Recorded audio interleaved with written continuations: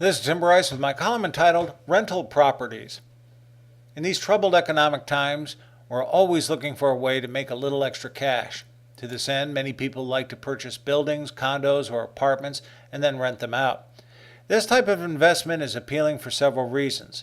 It represents an asset you could possibly sell at a future date, hopefully for a profit. It's also a handy tax write-off, particularly the interest on a mortgage. And it is a seemingly steady cash flow that can hopefully pay off the investment over time. From a purely economic viewpoint, renting sounds like a great idea that can possibly give you a better return on investment than what a lot of the financial institutions are offering. If we lived in a perfect world, everything would be rosy and you would have a cash machine chugging away night and day, but unfortunately, such is not the case. In reality, there are a lot of headaches associated with rental property. The first thing you have to realize is that the rental property does not run itself. You need people to market it, maintain it, and to live in it. This translates into real estate agents, homeowner associations, maintenance vendors, and renters. In other words, your troubles are only beginning.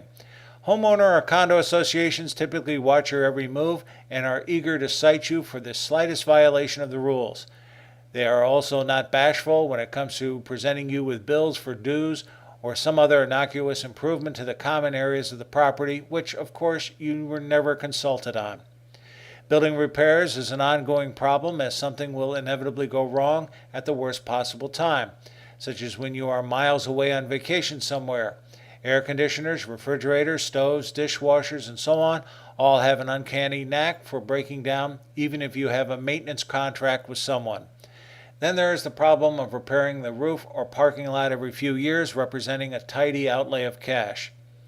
But perhaps the biggest problem is the renter, the tenant who leases the property. Typically, the relationship between landlord and tenant is either very good or very bad. Rarely is it in between. The person who pays his or her rent on time is not a deadbeat and takes responsible care of the property is becoming few and far between. Most assume no responsibility for the property, live like slobs, and expect the landlord to be on call 24/7, even for a problem the tenant created. True, there are also slumlords who neglect their responsibilities, but renters can be equally irresponsible as well. Then there's the problem of evicting a deadbeat tenant, which involves a long and nasty legal process. Hopefully the tenant will not seriously damage the property or remove appliances during the eviction process. With all of this in mind, I am seeing more and more people shy away from investing in rental properties. In a way, I guess a rental property is a lot like a boat, whereby the best 2 days are when you buy it and when you sell it. When you compare the headaches associated with being a landlord to other types of investments, maybe that low interest certificate of deposit doesn't look too bad after all. Friends, keep the faith.